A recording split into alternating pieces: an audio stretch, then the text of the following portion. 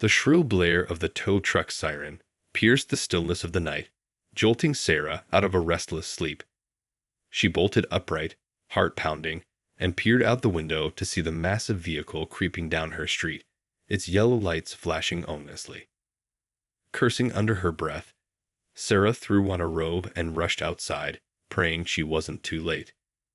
As she rounded the corner, she spotted the tow truck idling next to her car, its metal claws poised to lift the vehicle onto the flatbed. "Hey, what do you think you're doing?" she yelled, charging toward the scene.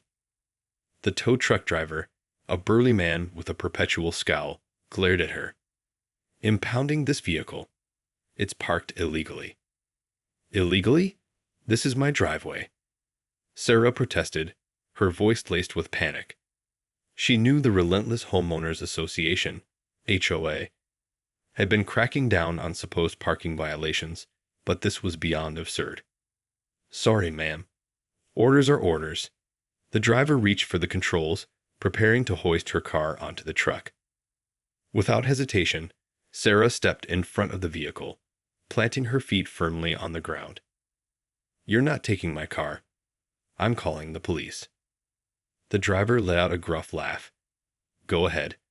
They won't do anything. The HOA called us in." Sarah's stomach twisted with dread. She knew the HOA president, Mrs. Wilkins, was a force to be reckoned with, a self-appointed tyrant who lived to make her neighbors' lives a living hell. But she refused to back down without a fight. Pulling out her phone, Sarah quickly dialed a familiar number. "Dad, it's me. The HOA is trying to tow my car in the middle of the night. Can you come over?" There was a brief pause, followed by a concerned voice on the other end. "I'm on my way. Don't let them take your car." Emboldened by her father's promise of assistance, Sarah turned to the tow truck driver with renewed determination. "You're not going anywhere until my dad gets here." The driver scowled, but reluctantly lowered the claws and stepped away from the vehicle. Sarah breathed a sigh of relief, but the victory was short-lived as the front gate swung open, and a figure emerged from the shadows. "What's going on here?" Mrs. Wilkins demanded, her shrill voice cutting through the still night air. Sarah braced herself, ready to stand her ground against the HOA president's inevitable tirade. "Mrs. Wilkins, your goons are trying to tow my car for no reason. I'm not going to let that happen." Mrs. Wilkins narrowed her eyes, her lips pursed in a disapproving frown. "This vehicle is parked illegally. It's blocking the sidewalk, and that's a violation of our community guidelines." "But it's in my driveway," Sarah protested. "How is that blocking the sidewalk?" "The guidelines are clear, young lady. You're expected to park your vehicles in the garage or on the street, not in the driveway." Mrs. Wilkins turned to the tow truck driver, her expression hardening. "Continue with the impound. This car needs to be removed immediately." Sarah opened her mouth to argue further, but before she could speak, the rumble of an engine echoed down the street. A large SUV pulled up, and the driver's side door swung open, revealing a familiar face. "Is there a problem here?" A deep voice boomed, accompanied by the sound of approaching footsteps. Mrs. Wilkins' eyes widened, and she suddenly seemed to shrink in stature. "Mr. Reynolds, I wasn't aware you were involved." Sarah's lips curled into a triumphant grin.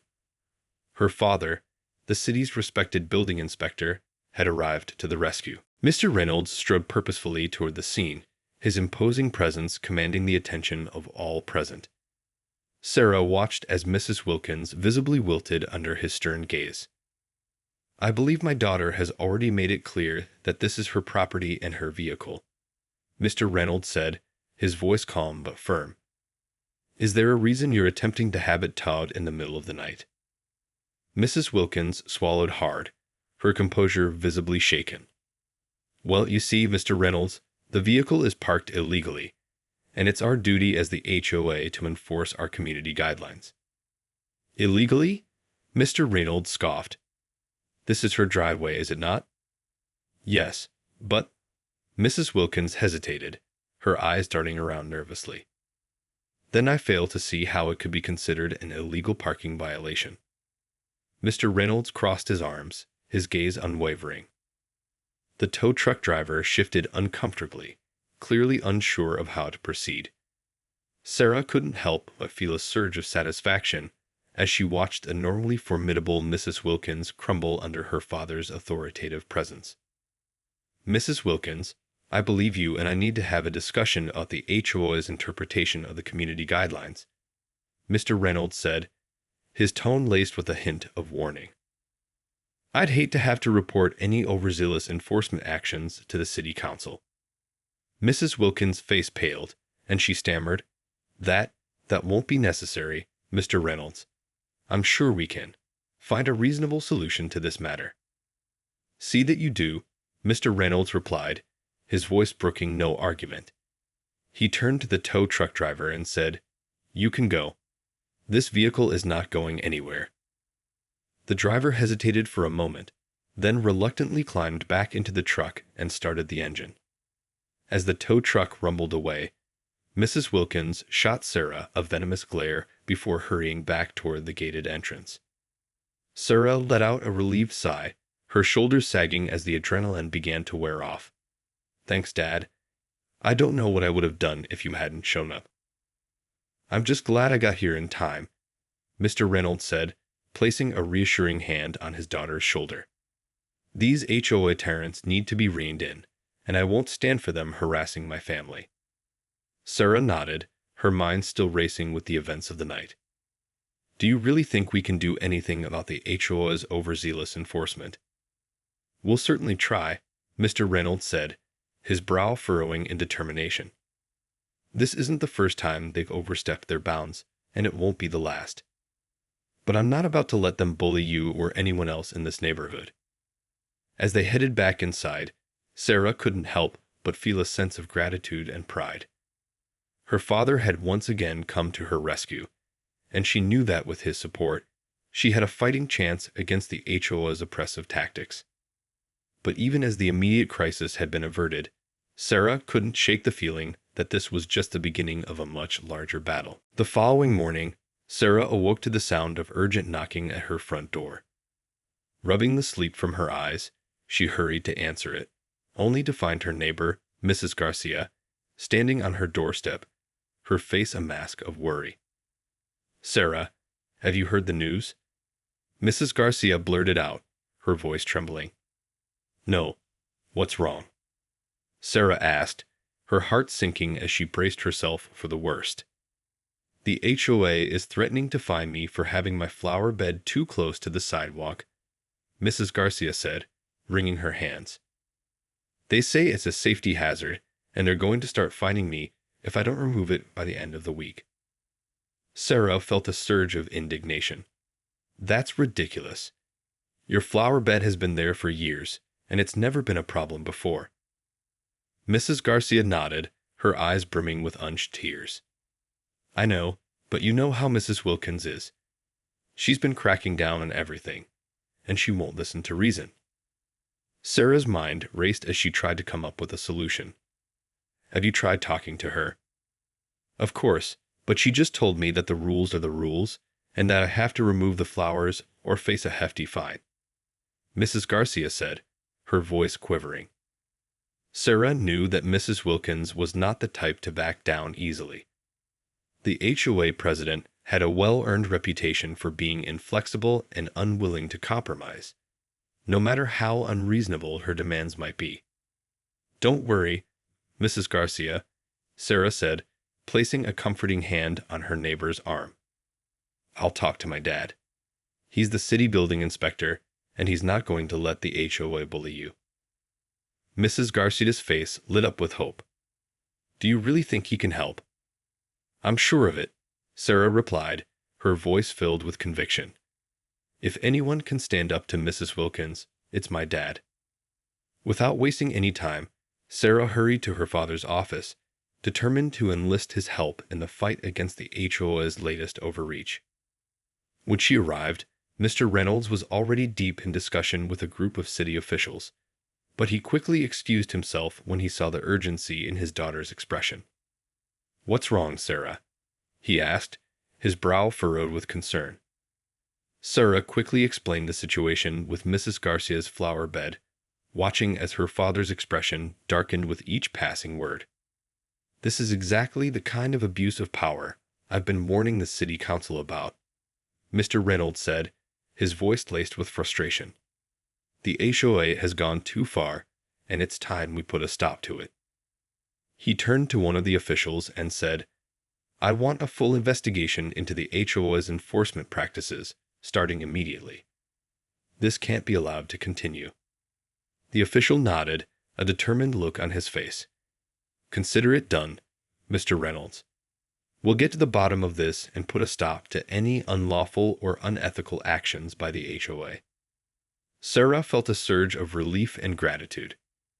With her father's influence and the city's backing, she knew that Mrs. Garcia and the rest of the neighborhood would finally have a fighting chance against the HOA's oppressive tactics. Over the next few days, the tension in the neighborhood palpably thickened as news of the city's investigation into the HOA's practices spread.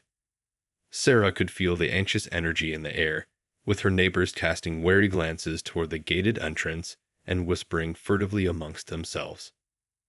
Mrs. Wilkins, for her part, seemed to have redoubled her efforts to assert the HOA's authority. Complaints about trivial violations, from the height of hedges to the placement of trash cans, began flooding the neighborhood's online forums, sparking outrage and heated debates. Sarah kept a close eye on the situation, ready to rally her father's support at a moment's notice. She knew that Mrs. Wilkins would not go down without a fight, and she was determined to protect her community from the HOA president's tyrannical tactics. One afternoon, as Sarah was tending to her own garden, she heard the all-too-familiar sound of the HOA's official vehicle pulling up to Mrs. Garcia's house. Her heart sank as she watched Mrs. Wilkins, accompanied by a pair of stern-faced HOA representatives, stride up the driveway and confront her neighbor. Abandoning her gardening tools, Sarah hurried to Mrs. Garcia's side, ready to intervene if necessary. "Mrs. Wilkins, what's the meaning of this?" she demanded, her voice laced with defiance. The HOA president turned to Sarah, her lips pursed in a disapproving frown.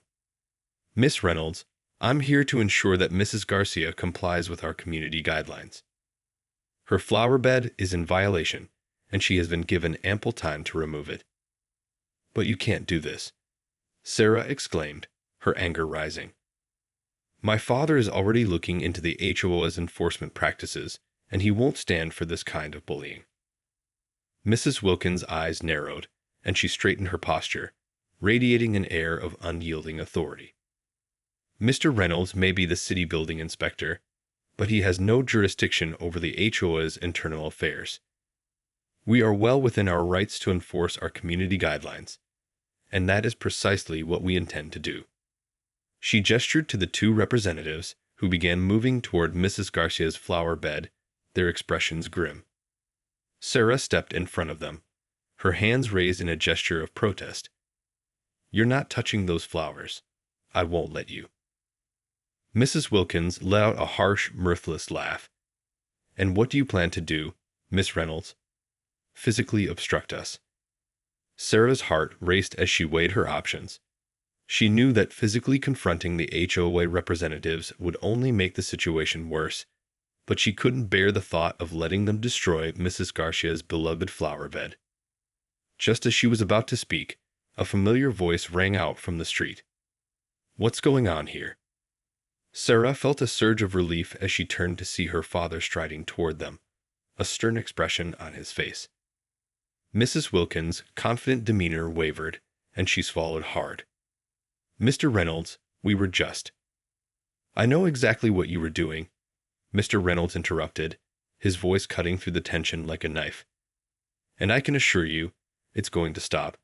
Right now." The air was thick with tension as Mr. Reynolds confronted Mrs. Wilkins and the HOA representatives. Sarah watched with bated breath, knowing that her father's intervention could make all the difference. "Mrs. Wilkins, I've been made aware of your continued efforts to harass and intimidate the residents of this community," Mr. Reynolds said, his voice low and steady. "I must remind you that as the city building inspector, I have the authority to investigate any potential violations of local ordinances and community guidelines. Mrs. Wilkins seemed to shrink under his gaze, her usual air of confidence faltering. Mr. Reynolds, we're simply enforcing the rules that govern this neighborhood.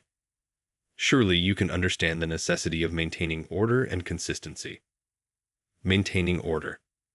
Mr. Reynolds scoffed.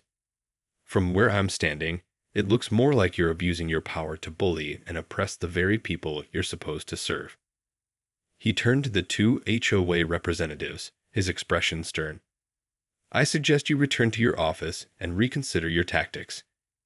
Any further attempts to unlawfully remove or destroy a resident's property will be met with swift and severe consequences.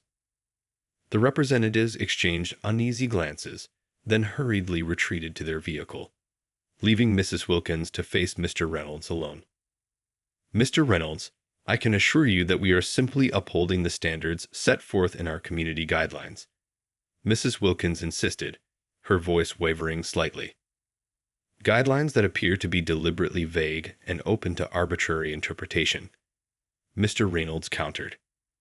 I've reviewed the HOA's bylaws, and I can tell you that many of your so-called violations are nothing more than petty power plays designed to intimidate the residents. Mrs. Wilkins' face flushed with indignation. How dare you? Save it, Mrs. Wilkins, Mr. Reynolds interrupted, holding up a hand. I'm here to serve as a neutral arbiter, and I can already see that the HOA's actions have crossed the line into unacceptable territory.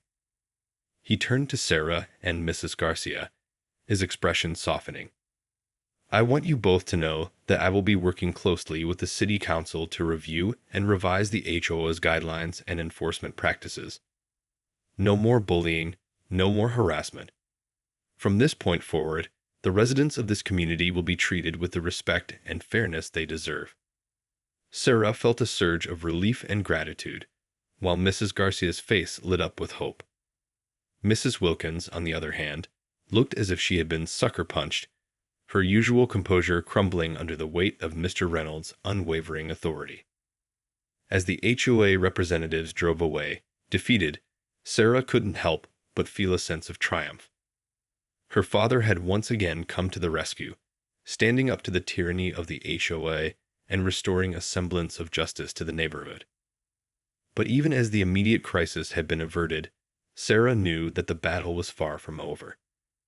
Mrs. Wilkins was not the type to go down without a fight, and she had a sneaking suspicion that the HOA president would not give up without a bitter, drawn-out struggle. In the days that followed, the neighborhood was abuzz with a mix of relief and uncertainty.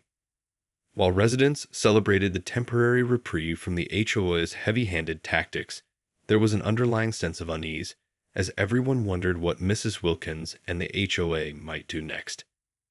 Sarah, in particular, felt a growing sense of dread. She knew her father's intervention had only bought them some time, and that the HOA president would undoubtedly be plotting her next move. Sure enough, it wasn't long before the first signs of retaliation began to surface. Neighbors reported receiving threatening letters from the HOA, warning of steep fines and the possibility of legal action if they failed to comply with the community guidelines. Mrs. Garcia, the victim of the initial confrontation, found herself at the center of the storm. Not only did she receive a strongly worded letter demanding that she remove her beloved flower bed, but she also discovered that her homeowner's insurance had been inexplicably canceled. Determined to support her friend, Sarah accompanied Mrs. Garcia to the HOA's office, where they were met with a wall of indifference and outright hostility from Mrs. Wilkins and her associates. This is simply standard procedure, the HOA president declared, her voice dripping with false concern. Mrs. Garcia's flower bed is a safety hazard, and we're required to take action to protect the community.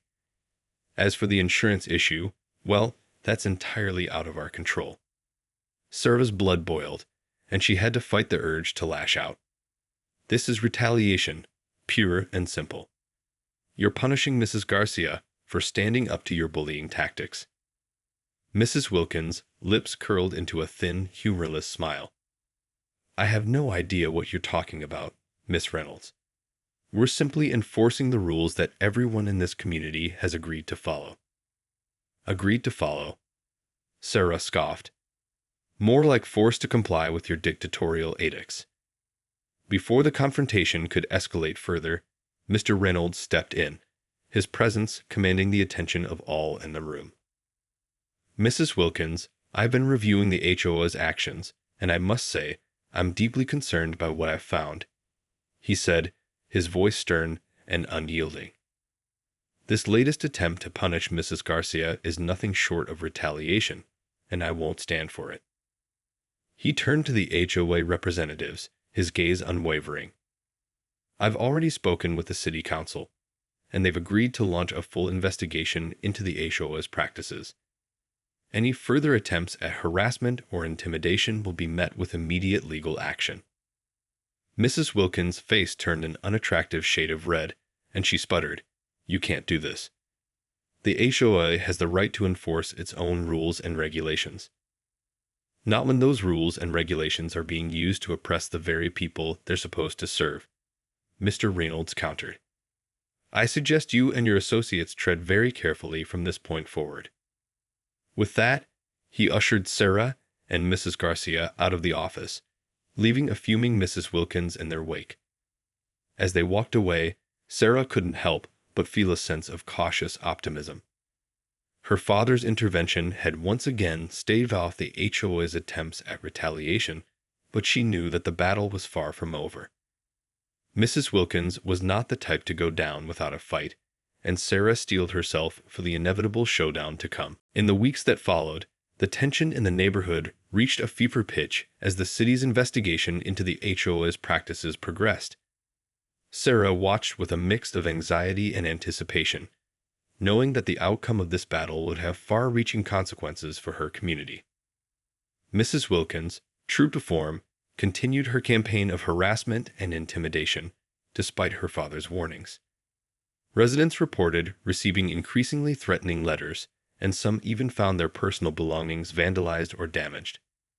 Sarah, determined to support her neighbors, became a vocal advocate, using social media and community forums to rally support and raise awareness of the HOA's abusive tactics. She knew that her father's position as the city building inspector carried a lot of weight, but she also understood that the HOA would not go down without a fight. One day, as Sarah was walking through the neighborhood, she stumbled upon a startling scene. A group of HOA representatives, accompanied by a team of contractors, were in the process of tearing down a resident's fence. Furious, Sarah rushed to the scene, her heart pounding. "What do you think you're doing?" she demanded, confronting the HOA representatives. The lead representative, a smug-looking man with a clipboard, turned to her and sneered. "We're enforcing the community guidelines, young lady. This fence is in violation, and it needs to be removed." "But this fence has been here for years," Sarah protested, her voice shaking with anger. "You have no right to just come in and destroy it." The representative shrugged, his expression indifferent. "The rules are the rules. If the homeowner doesn't like it, they can take it up with the HOA." Sarah's blood boiled, and she knew she had to act quickly. Pulling out her phone, she immediately called her father, her fingers trembling as she waited for him to answer.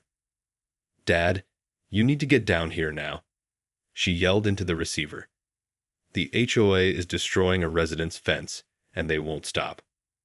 Within minutes, Mr. Reynolds arrived on the scene, his face a mask of fury. "What's the meaning of this?" he demanded, his voice booming across the street. The HOA representatives froze, their confident expressions faltering. "Mr. Reynolds, we're simply enforcing the community guidelines," the lead representatives stammered. "The guidelines that I've already told you are being used to oppress and harass the residents of this community?" Mr. Reynolds retorted, his gaze unwavering. "I think it's time we put a stop to this once and for all." He turned to the contractors, his voice leaving no room for argument. "You will cease all work immediately and leave this property. Any further attempts to unlawfully destroy or remove residents' property will result in your immediate arrest." The contractors, sensing the gravity of the situation, quickly gathered their tools and retreated, their tails between their legs. The HOA representatives, their faces pale with fear, followed suit, scurrying back to their vehicles. As the dust settled, Sarah turned to her father, her eyes shining with gratitude. "Thank you, Dad. I don't know what we'd do without you." Mr. Reynolds placed a comforting hand on her shoulder, his expression softening. "I won't let these HOA bullies intimidate our community, Sarah. Not as long as I'm around to do something about it." In the aftermath of the HOA's failed attempt to destroy the residence fence, the neighborhood took on a renewed sense of unity and determination. Word of Mr. Reynolds' intervention quickly spread, and residents began to rally together, emboldened by the knowledge that they had a powerful ally in the city building inspector. Sarah, her confidence bolstered by her father's unwavering support, became an even more vocal advocate for her community. She organized neighborhood meetings, rallying her neighbors to stand up against the HOA's oppressive tactics, and even reached out to local media outlets to shine a spotlight on the ongoing conflict.